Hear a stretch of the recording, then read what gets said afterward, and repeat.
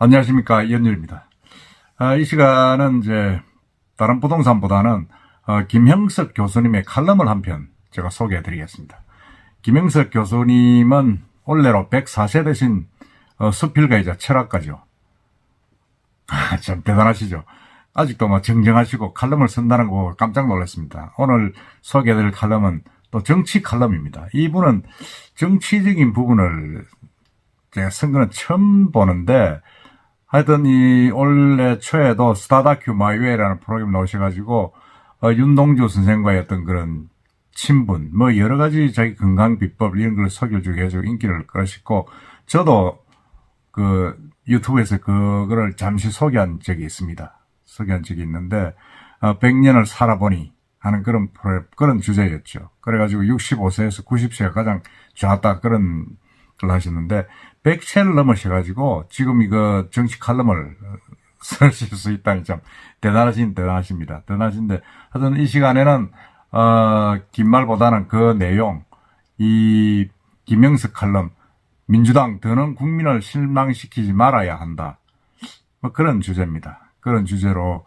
저는 김형석 이 교수가 정치적인 어떤 관을 가지고 칼럼을 쓴 걸 참 모처럼이 아니라 처음 본 것 같은데 저도 한번 읽어보고 같이 우리 시청자 여러분께 공유를 해보겠습니다. 제목은 민주당 더는 국민을 실망시키지 말아야 한다, 이런 주제입니다. 한번 읽어보겠습니다. 대한민국이 출범한 지 75년의 세월이 지났다. 건국 초창기에 전쟁을 치르면서도 괄목할 만한 국가적 성장을 이룩했다. 모든 신생국, 후진국, 공산국가들이 겪는 정부 독재 기간과 군사 정권의 시련을 극복할 수 있었다.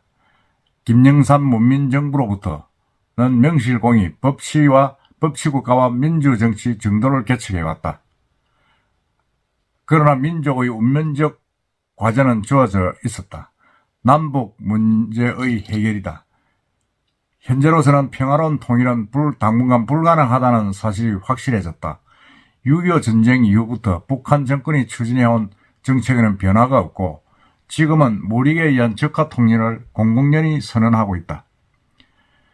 솔직히 말하면 우리의 핵무장 앞에 굴복하고 따라오라, 아니면 대한민국의 장래는 보장할 수 없다는 협박이다.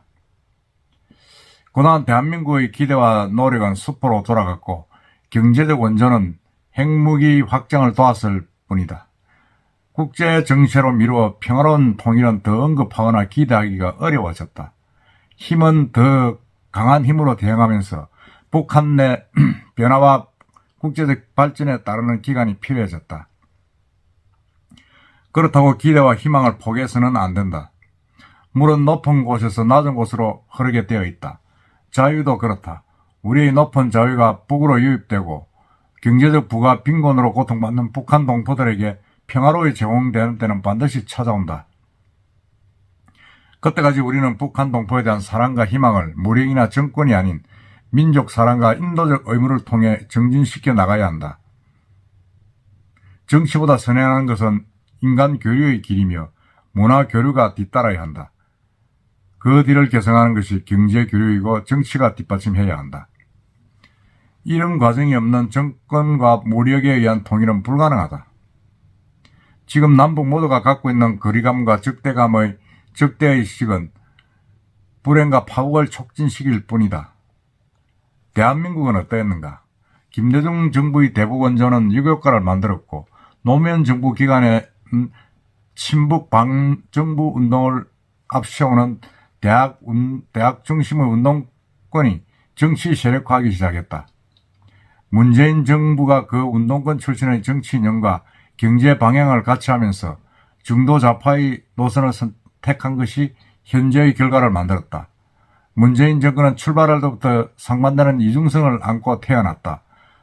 밖으로는 인권과 민주정치를 지향하면서 국내 정치의 방향과 경제정책은 좌파 이념을 도입했다.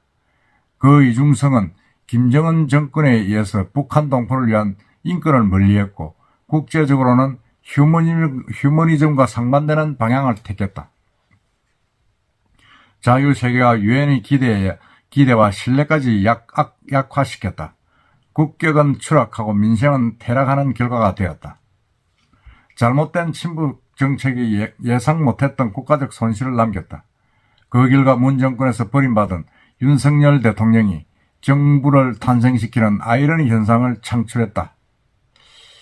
물론 이런 역사적인 어떤 김영석 교수의 관이랄까 이런 건 모든 사람에게 공감하기는 힘든 부분도 없지 않아 있긴 있습니다. 있지만 어쨌든 김영석 교수의 칼럼이고 생각이니까 한번 그대로 받아들이면서 또 한번 읽어봅시다.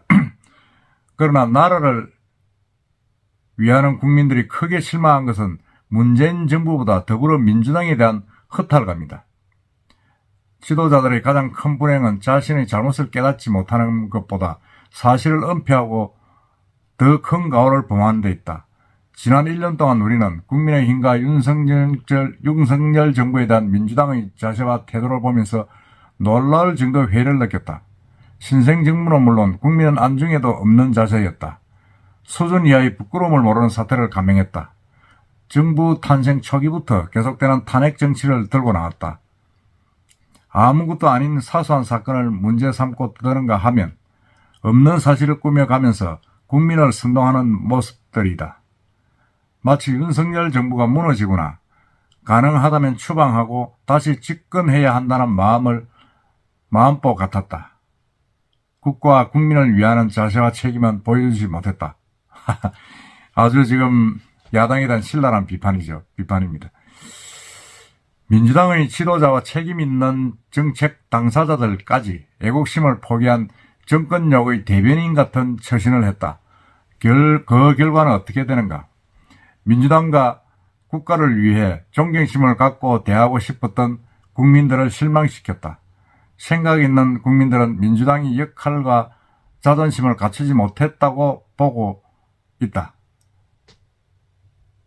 국민들의 민주당에 대한 기대와 희망을 그렇게 배신할 수 있는가?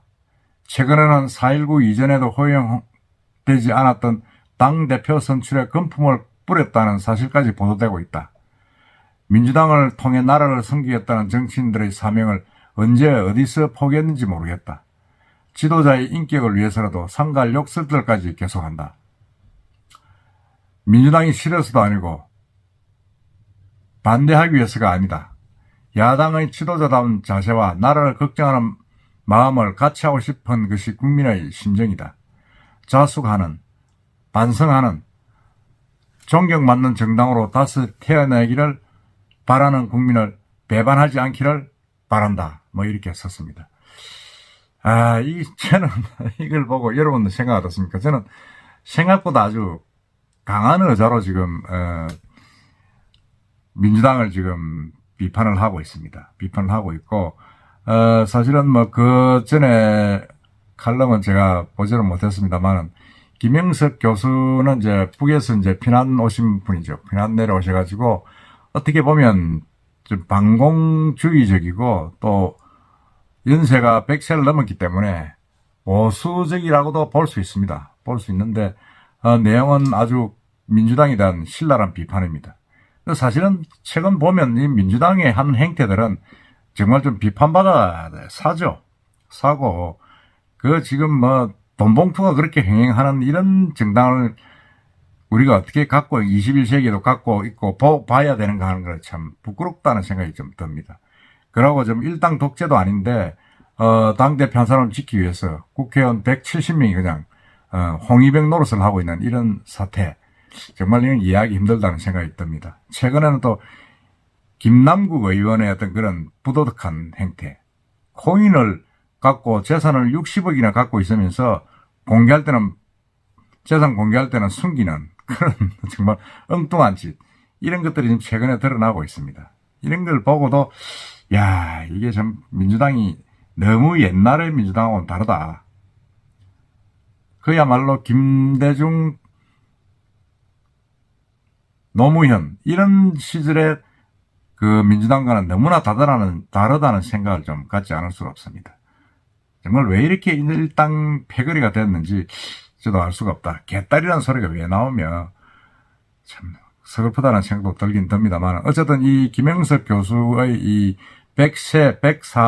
연세가 104세나 된 분, 이 김영석 교수의 정치 칼럼, 정말 이 어떤 면에서는 한번 우리가 여야를 떠나서 한번 새겨볼 필요가 있다는 생각이 듭니다.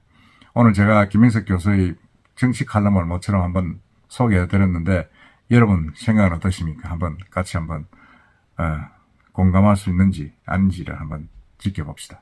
느껴봅시다. 이상입니다.